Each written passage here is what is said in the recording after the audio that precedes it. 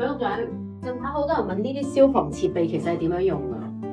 係啊，呢啲咧我哋常見嘅消防設備，例如係消防喉轆同埋滅火筒咧，都真係學下點用㗎。不過咧，我就交翻俾啲專家消防嘅同事教大家用啦。鄧局長，等我今日同大家介紹一下消防喉轆同埋滅火筒嘅正確使用方法啦。喺火警發生時，大家可以喺確保自身安全嘅情況下使用消防喉轆救火。謹記破、轉、拉、射4個步驟。第一，按動火警鐘掣，啟動大廈嘅火警鐘同埋消防泵。第二，逆時針轉動來水掣。第三，拉出消防膠喉。第四，開啟喉嘴掣，射向火源嘅底部。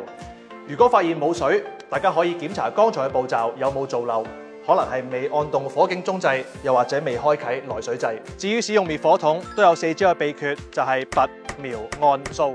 第一，掹出安全鎖針。第二，企喺安全嘅距離，瞄準火源嘅底部。第三，按下操作桿。第四，向火源嘅底部左右橫向掃射。學識咗點樣用呢啲消防設備之外咧，記住防火門應常關，千祈唔好貪方便攝住啊！當各位管理員或者住客行過，見到啲防火門係冇閂好或者俾人攝住咧，記住閂翻好啊！另外，消防設備記住定期檢查同埋維修。